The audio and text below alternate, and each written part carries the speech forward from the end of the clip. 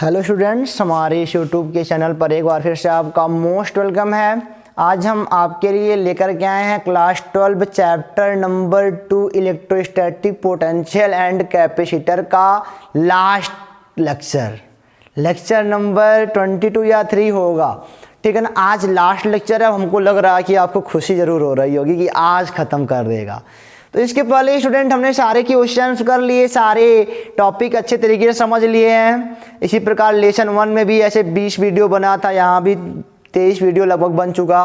तो ये ख़त्म हो जाएगा। और आप इसमें अगर हर एक बात को अगर अपने माइंड में सेट कर लेते हो, अगर हर एक बात को आप रिवाइज करके देखते हो, तो आपको बोर्ड में कोई टॉपर होने से रोक ही नहीं सकता। ठीक है ना। क्योंकि यहाँ पे सारे न्यूमेरिकल भी करा दिए गए हैं, सारे टॉपिक भी अच्छे से लाइन बाय लाइन आपको प्रोवाइड करा दिया गया है। ठीक है ना। और अगर आपको कहीं प्रॉब्लम हो तो ज़रूर बताइएगा, क्योंकि अगर आप अकेले लेके प्रॉब्लम को रहोगे तो फिर सॉल्व होगा नहीं हो। तो आज की टॉपिक हमारी है वन डे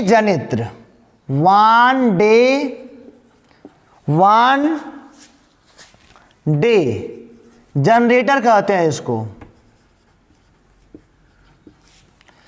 हिंदी में बोलोगे वन डे जनरेटर। आज की टॉपिक हमारी यही है। इसको बनाया था वन डे ग्राफ ने। वन डे जनरेटर को कौन बनाया था? वन डे ग्राफ ने बनाया था सन 1929 में। यानी कि इनका पूरा नाम क्या था? रॉबर्ट जे वान डे ग्राफ। इन्होंने कब बनाया था इस मशीन को? 1929 ईस्वी में। इसका पर्पस क्या था? इसका पर्पस यही था कि इससे हम लोग मिलियन वोल्ट, 1-2 हज़ार वोल्ट नहीं, मिलियन वोल्ट, लगभग अप्रॉक्स में 10⁻7 वोल्ट विभव उत्पन्न कर लेते हैं। अब समझ सकते हो कि 10⁻7 वोल्ट तो बहुत होता है। आप जब देखते हो कि पोल गुजरा होता है, उस पर लिखा होता है 11,000 वोल्ट। 11 वोल्ट मतलब बहुत ज़्यादा। और ये तो 10⁻7 वोल्ट है, बहुत ज़्यादा। इसका प्रभाव ये हवा को में चलता है, हवा में भी ये लोग चलते हैं। आपको मैंने बताया था ना कोरोना डिस्चार्ज बताया था आपको मैंने, वहाँ पे आपने समझा था। और एक बार मैं फिर यहाँ पे कोरोना डिस्चार्ज को बताने वाला हूँ। ठीक है। तो अभी आप यही समझो कि वन डे जो जनरेटर है वह विभव उत्पन्न करने वाला, विभव को बढ़ाने वाला एक मशीन होता है, जिसको खोजा था, जिसका आविष्कार किया था रॉबर्ट जे वान डे ग्राफ ने 1929 ईस्वी में। और पर्पस क्या था? बहुत अधिक वोल्टता उत्पन्न करना, लगभग मिलियन वोल्ट, यानी कि 10⁻7 वोल्ट तक लगभग की बात किया जा रहा है। ठीक है ना। तो चलिए शुरू करते हैं। वन डे ग्राफ को देखते हैं होता क्या है। तो इसको शुरू करने से पहले हम आपको एक बात बता दें, यहाँ पे एक टॉपिक समझाया जाएगी, उसके बाद वन डे ग्राफ बेहद आसान हो जाएगा। आप खुद बना के लिखोगे, मैं बता दे रहा हूँ। मैं केवल आपको टॉपिक बताऊंगा, यहाँ पे स्ट्रक्चर बना दूंगा वन डे ग्राफ का, उसका कंस्ट्रक्शन, उसकी कार्यविधि आप खुद लिखोगे, उसका प्रिंसिपल आप खुद लिखोगे। ठीक है ना। तो रॉबर्ट जे वान डे ग्राफ ने जो मशीन बनाई थी वो यहाँ से शुरू हुई थी। इसका पर्पस जान लो पहले आप, मतलब कि इसका पहले क्लू जान लो कहाँ से शुरू किया गया होगा। तो आते हैं, हेडिंग बनाते हैं, 2 गोलीय चालकों के बीच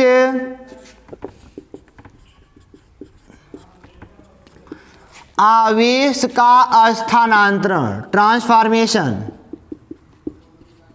समझ में आपको? तो अब खुश हो रहे होगे ना, लास्ट चल रहा है, आज खत्म हो जाएगा।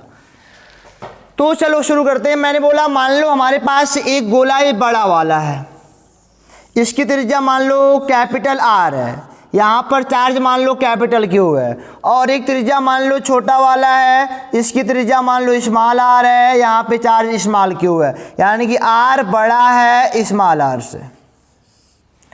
ये दो बातें जान गए ना। ये हमारे पास यहाँ पे चार्ज हैं, विलगित निकाय हैं, चार्ज हैं, यहाँ पे आइसोलेटेड कह सकते हो। अभी ये अभी प्लस चार्ज है। अभी देखना कितनी इसमें मजेदार बातें आएंगी, बेहद इंटरेस्टिंग टॉपिक। यहाँ पे मजेदार बातें आपको दिखाई देंगी।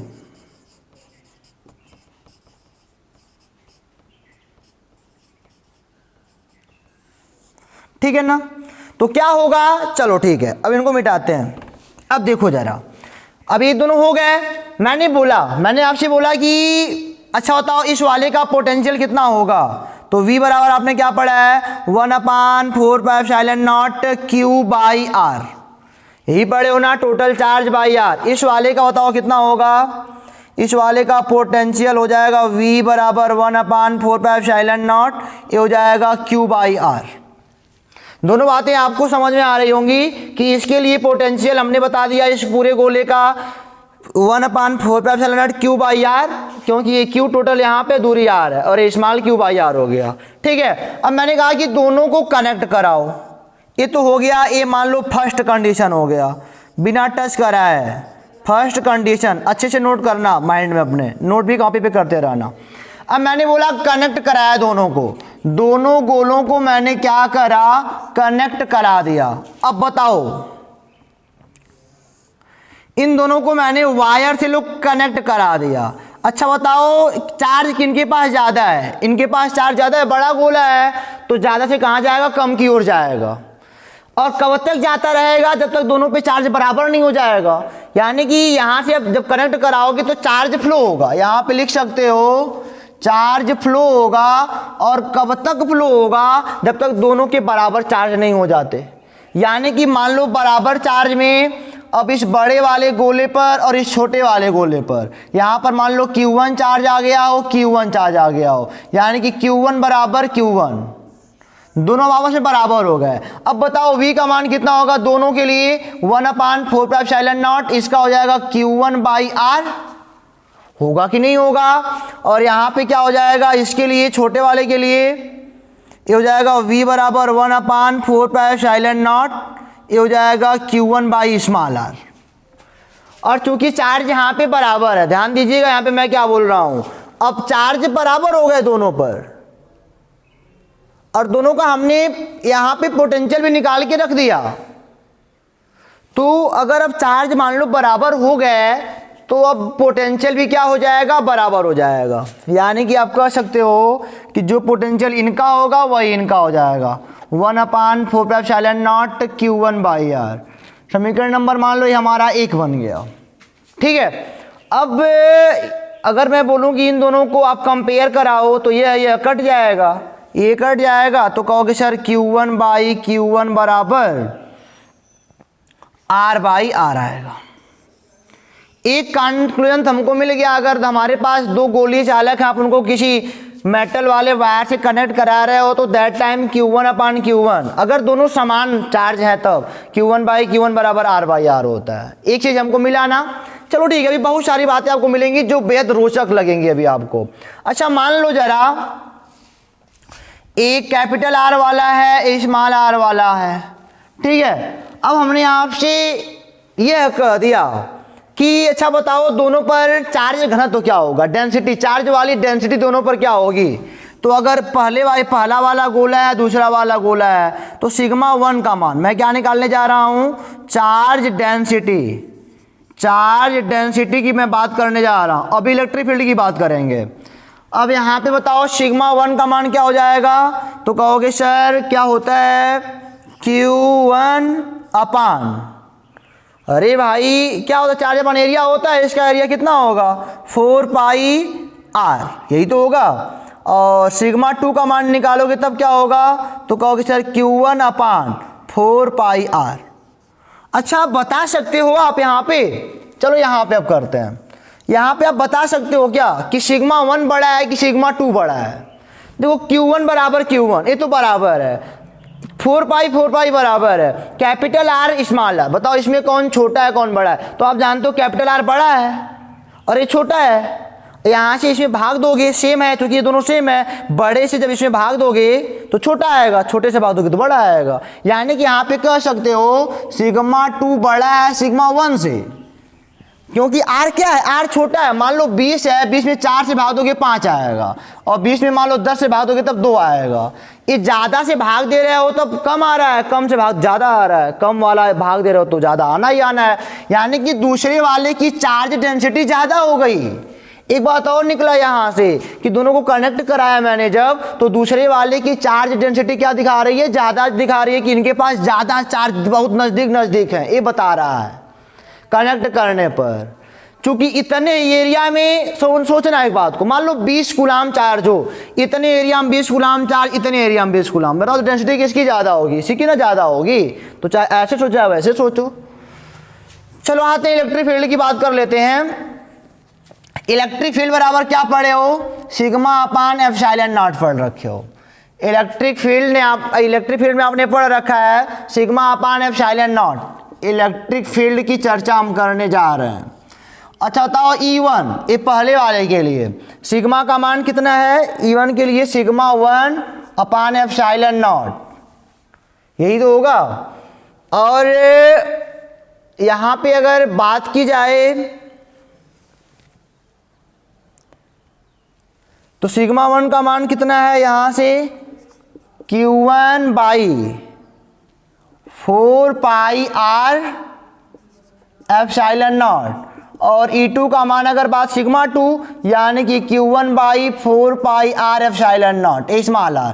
अब जरा बताओ इसमें कौन बड़ा होगा, E1 बड़ा होगा E2 बड़ा होगा, Q1 Q2 तो बराबर है, 4 पाई एप्सिलॉन 4 एप्सिलॉन बराबर है, R बड़ा है या R छोटा है, तो बड़ा फिर कौन आएगा, E2 भी देख रहे हो बड़ा आ रहा है E1 से। बात तो आपके अब समझ में आ रही होगी कि हमने क्या देखा कि छोटे वाले चार्ज की इलेक्ट्रिक फील्ड भी ज़्यादा आ रही है बड़े वाले से, छोटे वाले गोले की इलेक्ट्रिक फील्ड भी ज़्यादा आ रही है किससे, बड़े वाले गोले से। इस भागफल से हम सारा चीज़ निकाल रहे हैं, तो हमको यह भी पता चल गया कि छोटे वाले गोले का जो इलेक्ट्रिक फील्ड है वो ज़्यादा है। यहाँ से इनको ऐसे भी कर सकते हो, E1 बाई E2 बराबर सिग्मा 1 बाई सिग्मा 2, नहीं हो सकता है यहाँ पे, क्योंकि ये हो जाएगा, ये कहाँ से होके आया है, सिग्मा 2 अपान एप्सिलॉन नॉट से तो होकर आया है ना। E1 बाई 2 करोगे तो ये एप्सिलॉन कट जाएगा, सिग्मा 1 अपान सिग्मा 2 बचेगा, यह भी ठीक है। और ये अभी अगर आगे करोगे तो Q1 बराबर कट जाएंगे 4 पाई, यानी कि अभी R बाई R हो जाएगा। एक कंक्लूजन तो यह निकल गया कि पहले वाले का इलेक्ट्रिक फील्ड बराबर बटे दूसरे वाले का इलेक्ट्रिक फील्ड बराबर पहले वाले की चार्ज डेंसिटी अपान दूसरे वाले की charge density is equal to पहले वाले का रेडियस बटे, आप ध्यान देना यहाँ पे क्या कैपिटल R यहाँ पे होगा, नहीं पहले का चौथा होता है दूसरे का तीसरा होता है ना, तो यहाँ पे स्मॉल r, यहाँ पे क्या हो जाएगा कैपिटल R हो जाएगा, बराबर छोटे वाले का एरिया अपन छोटे वाले का रेडियस अपन बड़े वाले का रेडियस। ये सारी बातें आपने यहाँ पे देख ली, यहाँ तक आपको कोई प्रॉब्लम हो ही नहीं सकती। तो हमने क्या देखा कि हमारे पास जब दो गोले थे उनको मैंने किसी चालक से कनेक्ट कराया, तो दैट टाइम हमने क्या पाया कि छोटे वाले का चार्ज डेंसिटी भी ज़्यादा आ रहा है और छोटे वाले का हमारा क्या आ रहा है, इलेक्ट्रिक फील्ड भी ज़्यादा आ रहा है। तो ये बातें आपको समझ में आ गई ना। चलो ठीक है, अब मैं इसका अगला केस टेकअप करता हूँ, इसको आप नोट कर लेना। इसका अगला केस यही है, आपने कंक्लूजन तो निकाल लिया, लिखना नीचे कंक्लूजन में, यानी कि छोटे वाले जिसका एरिया कम है वहाँ से इलेक्ट्रिक फील्ड वहाँ की बहुत ज़्यादा हो जाती है, और जिसका एरिया कम है वहाँ पे चार्ज डेंसिटी भी बहुत ज़्यादा हो जाता है। यही लिख ले रहा है इस बात को। चलो अगला यहाँ पे टेकअप करते हैं केस को। अब इनको हटाते हैं, आप तो हेडिंग डाल ही चुके हो।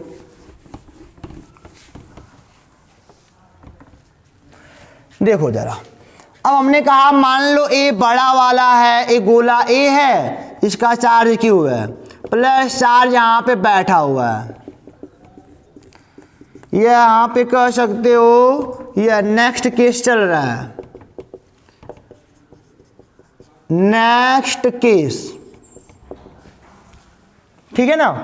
तो मैंने बोला कि किसी भी तरह से एज एनी वे मैंने छोटे वाले को यहां पे लाके बैठाया, बड़े वाले का त्रिज्या कैपिटल R, छोटे वाले, यही हमको समझना है, यहीं से सारी बात हमको देखनी है। छोटे वाले का स्मॉल r त्रिज्या, यहां पे कैपिटल Q, यहां पे चार्ज स्मॉल q, ठीक है ना। अब तो बात आपके समझ में आ ही रही होगी। अब एक ही केंद्र पर दो गोले हो गए, वही दोनों गोले अब इस तरह हमने बैठा दिए, कोई वायर कनेक्ट नहीं कराया अभी मैंने, अभी ऐसे नॉर्मली लेके चला जा रहा है। तो अगर मैं बोलूं यहां पे, बताओ जरा, इसको B वाला गोला मान लो, अच्छा तो वी कितना होगा, वी क्या होगा, एक बार खुद की वजह से पोटेंशियल बनाएगा, एक बार इनकी वजह से पोटेंशियल बनाएगा। इसका स्मॉल आर है, कैपिटल आर है, गोला बी है, गोला ए है। वी बराबर क्या होगा, तो कहोगे सर 1/4πε0, एक बार खुद के चार्ज की वजह से बनाएगा और एक बार इनकी चार्ज की वजह से। Q by R 1/4πε0 small Q by. अब बताओ यहाँ पे कौन सा आर लिखूं, तो इनकी दूरी क्या है, कैपिटल आर, ये तो कैपिटल आर लिखोगे।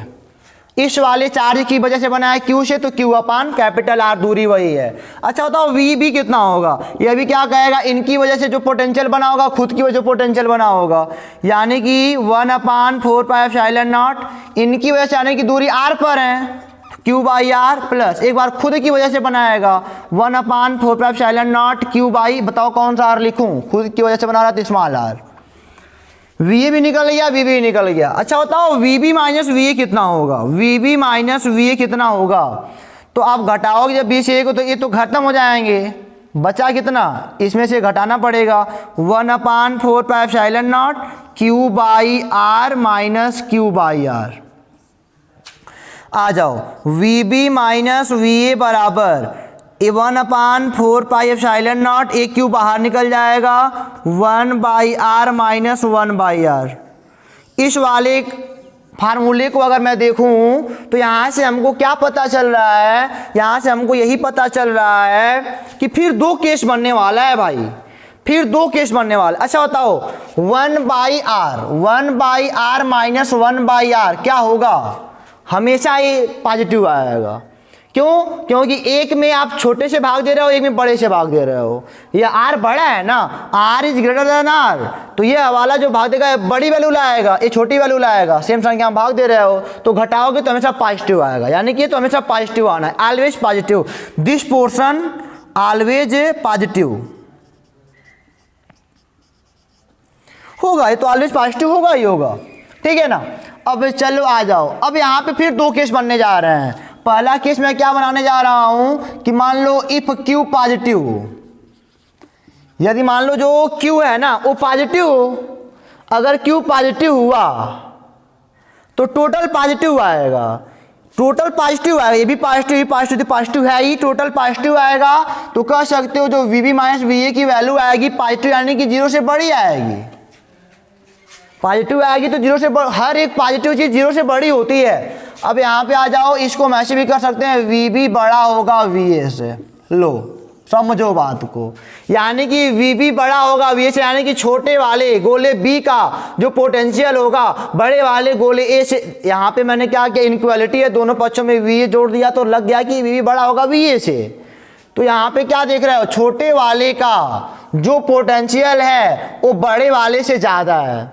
अब बताओ क्या होगा, समझना हमारी बात को। यहाँ पे छोटे वाले का जो पोटेंशियल है वो बड़े वाले से क्या हो रहा है, ज्यादा हो रहा है, फिक्स है। तो चलो मान लो, अच्छा मैंने यहां पे कोई वायर कनेक्ट कराया, मान लो कोई वायर कनेक्ट कराया, तो बताओ यहां के चार्ज यहां जाएंगे कि यहां के चार्ज यहां आएंगे। वायर कनेक्ट करा दिया है मैंने, तो बताओ, अब समझना हमारी बात को, बताओ अब एक ज्यादा वाला है कम वाला है। अच्छा तो चार्ज किधर फ्लो करते हैं, चार्ज किधर फ्लो करते हैं, ज्यादा से कम की ओर। जो पॉजिटिव चार्ज होता है ज्यादा से कम की ओर। देखो जरा, ये बैटरी जब भी आपने लगाई तो पॉजिटिव चार्ज इधर भाग रहा था, नेगेटिव इधर भाग रहा था, इधर, यानी कि ज्यादा पोटेंशियल से कम पोटेंशियल की ओर पॉजिटिव चार्ज भागता है। अब आप समझ सकते हो कि पॉजिटिव भागता नहीं है, नेगेटिव भागता है, तो वहां पे पॉजिटिव बनता है। तो अब क्या देखा, हम यहाँ पे निकाल सकते हैं, अतः जो बीबी के चार्ज होंगे, यानी कि जो बी वाले के चार्ज होंगे, बी का चार्ज कहां पर भागेगा, ए पर भागेगा। इस बात को नोट कर लो। चलो अब दूसरा केस उठाते हैं। मान लो ये नेगेटिव ही हो, या मान लो क्यू नेगेटिव हो, सपोज कर लेते हैं कि क्यू मान लो नेगेटिव ही हो, तो ये नेगेटिव हो गया, तो कहोगे sir V B minus V A छोटा हो जाएगा किससे, 0 से, होगा, फिक्स है। और नेगेटिव चार्ज वैसे भी क्या होता है, पॉजिटिव की ओर ही भागता है। नेगेटिव अगर हो गया ना तो वैसे भी किधर भागेगा वो, पॉजिटिव की ओर, यानी कि इनका पोटेंशियल वैसे भी देख रहे हो आपकी पोटेंशियल इनका क्या था, पहले वाले कंडीशन में इनका पोटेंशियल ज़्यादा था। तो यहाँ पे आप कह सकते हो सर यह भी कि यहाँ भी आप दोनों पक्षों में अगर वी ऐड कर दो तो V B is less than V A. अब की बार क्या देख रहे हो कि जो बड़े वाले गोले का पोटेंशियल है छोटे वाले गोले से ज़्यादा है, और यहाँ पे ऋण आवेश है, तो ऋण आवेश जो नेगेटिव चार्ज होते हैं वो ज़्यादा कम से ज़्यादा की ओर भागते हैं, कम से ज़्यादा पोटेंशियल की ओर भागते हैं। यानी कि यहां से भी यहां भागेगा कम से ज्यादा। अब की वीए का मान बड़ा हो गया ना यहाँ पे इस वाले केस में। इस केस का इनसे लेना देना बच्चों कोई नहीं है, इनका अपना खुद का केस था और ये अगला केस है, ठीक है ना। हमने क्या बोला, यदि क्यू नेगेटिव हो तो दैट टाइम क्या होगा, ये नेगेटिव में आएगा तो ये क्या होगा, जीरो से छोटा होगा। जीरो छोटा होगा तो यानी कि वी भी छोटा होगा वी ए से। अब की बार वी ए बड़ा हो गया, वी भी छोटा हो गया, लेकिन मैं जानता हूं क्या कि नेगेटिव चार्ज क्या होते हैं, कम से ज़्यादा की ओर, अरे हाँ कम से ज़्यादा की ओर भागते हैं। तो या भी तब भी चार्ज यहाँ भाग रहा है। तो इन बोथ केस आप क्या देख रहे हो, in both case the charge moved to A from B, यानी कि कोई भी केस हो जो चार्ज हो रहे हैं बी से ए की ओर ही भाग रहे हैं। ये बात आपको समझ में आ गई। तो आपने देखा ना अच्छी तरीके से कि मैंने बोला कि बड़े वाले गोले में छोटे वाले गोले को किसी तरह फिट कर दो, बस फिट करके वायर लगा दो, छोटा सा कोई कंडक्टर लगा दो और आप देखो तब क्या बात होती है। तो दो केस बनता है, एक मान लेते हैं कि अगर ये पॉजिटिव हुआ तो इसका मान बड़ा आएगा जीरो से, तो बी बड़ा होगा वी ए से, तो दैट टाइम क्या होगा, जो चार्ज होंगे उधर भागेंगे।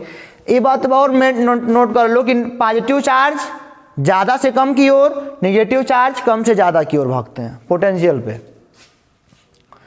तो हर एक केस में बाहर की ओर भाग रहा है, तो यहीं से तो हमारा बनेगा वांडे जनित्र, यहीं से बनने वाला है। हर एक बात को आप नोट करते रहिएगा, सारे कैलकुलेशन ही हैं। कैलकुलेशन अगर मिस कर गए तो आप फंस जाओगे।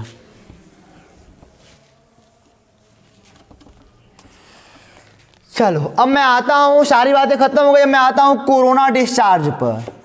कोरोना डिस्चार्ज पर तो आपने देखा जहां पे एरिया कम वहां पे चार्ज डेंसिटी ज़्यादा, वहां पे इलेक्ट्रिक फील्ड बहुत ज़्यादा होती है। मान लो मैंने कोई इस तरह का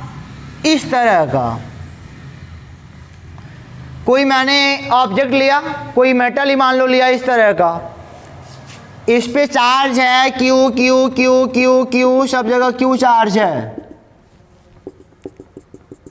अच्छा बताओ यहाँ पे किस पॉइंट पर चार्ज डेंसिटी ज़्यादा होगी।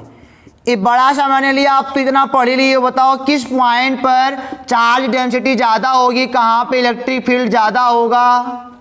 तो इस इतने बड़े पोर्शन में देख रहे हो जहाँ पे एक पतला सा यही वाला पोर्शन, यह वाला, यहाँ पे बहुत ज़्यादा चार्ज डेंसिटी होगा, यहाँ पे विभव भी बहुत ज़्यादा होगा। हमारी बात को समझे ना, यहाँ पे विभव भी क्या होने वाला है, आप पीछे देख, आप जानते भी हो कि अगर इसके पूरे की बात किया जाए तो सबसे कम एरिया यही रखा है, तो चार्ज डेंसिटी यहाँ पे बहुत ज़्यादा होगी, और चार्ज डेंसिटी बहुत ज़्यादा होगी तो दैट टाइम इसका पोटेंशियल भी बहुत ज़्यादा होगा, इलेक्ट्रिक फील्ड भी बहुत ज़्यादा होगा। अब यहाँ पे क्या होगा, जब ये बहुत ज़्यादा चार्ज हो जाएगा तो ये क्या कर जाएगा, इसका चार्ज लीक हो जाएगा, इसका चार्ज क्या हो जाएगा, लीक हो जाएगा। चार्ज अब हवा से बात करेगा अब, ठीक है ना, यहाँ के चार्ज अब हवा में भी काम करने लगे, यानी कि अपने आसपास के वातावरण को भी सुचालक बना देगा है, इतना खतरनाक काम करता है, ठीक है ना। इसी को हम बोलते हैं कोरोना डिस्चार्ज। यहाँ से अब चार्ज लीक होने लगेगा, बहुत ज़्यादा जब चार्ज देने लगोगे बहुत ज़्यादा चार्ज हो जाएगा, तो इस वाले का सबका तो नहीं कह पाओगे, लेकिन इसका एरिया कम है चूंकि बहुत छोटा सा है, यहाँ से बहुत ज़्यादा डेंसिटी बनने वाली है, और डेंसिटी बनेगी पोटेंशियल बहुत ज़्यादा बनेगा, और पोटेंशियल बहुत ज़्यादा बनेगा तो यहाँ पे क्या होगा, ये चार्ज यहाँ से लीक कर जाएंगे, यानी कि कह सकते हो कि ब्रेक डाउन हो गया, एयर का ब्रेक डाउन है यहाँ पे। अब इसी को बोलते हैं चार्ज लीकेज। चार्ज जब लीक कर गया और चार्ज लीकेज बोलना इसी को हम बोलते हैं कोरोना डिस्चार्ज। इसी को हम क्या बोलते हैं? Corona discharge. जब कोई भी वस्तु, जब कोई भी मेटल इतना चार्ज हो जाए कि उसके चार्ज हवा में जाने लगे, हवा को भी सुचालक बनाने लगे, तो उसी को हम बोलते हैं कि चार्ज लीक हो रहा है, उसी को हम बोलते हैं कि कोरोना डिस्चार्ज। तो वान डे ग्राफ अब आपको मैं बताने वाला हूँ थोड़ा सा। वान डे ग्राफ का पहले बनाता हूँ कंस्ट्रक्शन, तब तक रोकता हूँ वीडियो को। तो आपके सामने एक बना हुआ है वान डे ग्राफ जनित्र, ठीक है ना। इसको वान डे सामने सोनते से बनाया था। इसका उपयोग पहले जान लेते हैं। इसका उपयोग कहाँ पे करते हैं, कैसे करते हैं? इलेक्ट्रॉन, प्रोटॉन, न्यूट्रॉन को बहुत ज़्यादा एनर्जी देने के लिए इसका उपयोग करते हैं। और आजकल इसका उपयोग हम लोग अपने चिकित्सालयों में करते हैं, ठीक है ना। अंदर का जो फिगर पकड़ के ले आता है ना, वहाँ पे बहुत ज़्यादा वोल्टेज की आवश्यकता होती है, वहाँ पे भी इनका उपयोग कर लेते हैं। मतलब कि अस्पतालों में भी बड़े बड़े इनका उपयोग करते हैं हाई वोल्टेज को प्राप्त करने के लिए, ताकि सारे काम वहाँ पर आराम से हो सके। इनका उपयोग हो जाए। आप इनका प्रिंसिपल जान सकते हो। प्रिंसिपल क्या है, देख रहे हो, ये दो पुल्ली लगी हुई है। पुल्ली P2 है, P1 है। यहाँ पे एक पट्टा लगा हुआ है, विद्युत रोधी पट्टा है, ठीक है ना। और यहाँ पे एक विद्युत रोधी स्तंभ है, ठीक है। आप समझ सकते हो कि, एक मिनट, हाँ, आप देख सकते हो यहाँ पे लगा हुआ है, इसे कह सकते हो कंब, कंघी है, धातु की कंघी है। और ये भी धातु की कंघी है। ये हाई टेंशन कोई सप्लाई है, उच्च विभव सप्लाई। यहाँ से उच्च विभव इनको दिया जा रहा है, ठीक है ना। उच्च विभव की सप्लाई है यार। देखे नहीं हो आप कि वो पोल पे लगा होता है 11,000 वोल्टेज, वही तो सप्लाई आप दे रहे हो, उसी को सप्लाई कहते हो ना। अब देखो जरा इनका प्रिंसिपल क्या है। छोटे वाले देखो, यहाँ पे पहले हमारे पास एक बड़ा सा एक गोलीय कोश है, ठीक है ना। हमारे पास यहाँ पे एक बड़ा सा गोलीय कोश है। तो आप ऐसे भी समझ सकते हो कि यहाँ पे ये दो छोटे गोले की तरह यहाँ पे एक पट्टा लगा हुआ है, जो कि विद्युत रोधी है, रेशम का, रबड़ का हो सकता है वो पट्टा। अब सोचोगे सर ये करने के लिए क्या बनाया गया, तो आप पीछे सारे प्रिंसिपल पढ़ के ही आ रहे हो कि अब यहाँ पे नुकीली सुइयाँ हैं। ये सुइयों का ये हमारे पास कॉम्ब है, यहाँ पे नुकीली सुइयों का कॉम्ब है। जानते हो क्या होता है? अब कार्यविधि पे आते हैं। प्रिंसिपल तो समझ में आ रहा है कि यहाँ से चार्ज यहाँ जाएगा, ठीक है ना। मतलब कि प्रिंसिपल यही है कि चार्ज बहुत ज़्यादा करना, यानी कि वोल्टेज को बढ़ाना, ये इनका प्रिंसिपल है।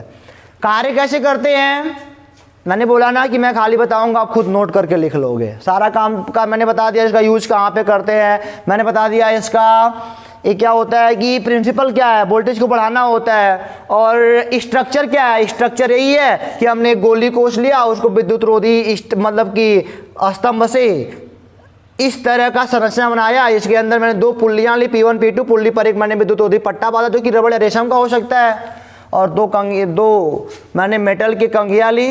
पहले वाले को इस वाले सरफेस से मतलब कि टच कराया, बांधा, और नीचे एक हाई टेंशन ले आऊँ, जहाँ से मैं यहाँ से जानते हो क्या करने वाला हूँ, यहाँ से प्लस की बौछार होगी, पॉजिटिव चार्ज की यहाँ पे बौछार होगी। मतलब कि अब कार्यविधि पे आ गए। स्ट्रक्चर तो हो गया, पॉजिटिव चार्ज की यहाँ पे बौछार होगी, तो ये पट्टा क्या करेगा, इनको ऊपर ले जाएगा।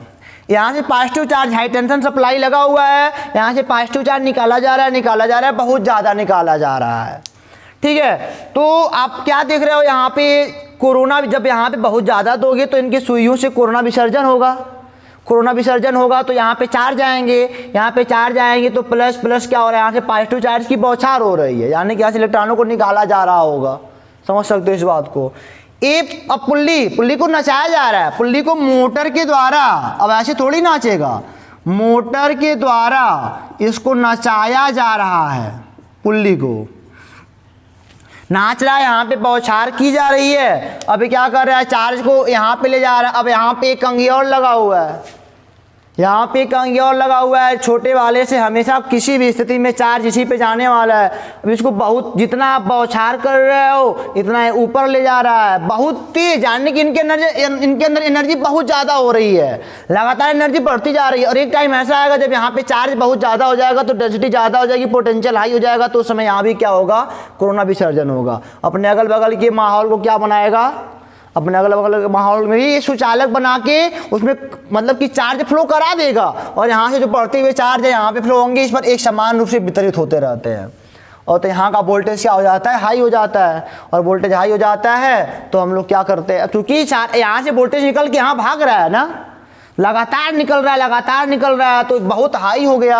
अब बहुत हाई होने की वजह से यहाँ पे वोल्टेज क्या हो गया, बढ़ गया। चार्ज बहुत ज़्यादा हुए, वोल्टेज भी बढ़ गया, बस इतने से बात है इसकी, इनके मतलब कि जनरेटर की। यहाँ पे आप कह सकते हो V बराबर 1/4πε0 Q/R पढ़े हो ना। यहाँ पे आपने V बराबर E/E/D पढ़ा है, और इस छोटे के लिए यहाँ पे इलेक्ट्रिक जो फील्ड होगी ना वह मैक्सिमम होगा। इसे हम बोलेंगे V बराबर E मैक्सिमम, और D क्या है, इनकी त्रिज्या R है, इनकी त्रिज्या R है। और वायु के लिए यहाँ पे कोई मीडियम नहीं है, वायु के लिए आप एक बात याद कर लो कि E मैक्सिमम का मान 3 × 10⁻6 वोल्ट होता है। तो अगर R का मान 3 हो जाए, R का मान अगर 3 मीटर हो जाए, तो आप कहोगे सर V बराबर 3 × 3 × 10⁻6, यानी कि V बराबर 9 × 10⁻6 वोल्ट होगा, यानी कि लगभग 10⁻7 वोल्ट, मिलियन वोल्ट हम प्राप्त कर सकते हैं। R का मान 3 मीटर का अगर ले लिया जाए तो यहाँ से हम 10⁻7 वोल्ट का उच्च विभव ले सकते हैं।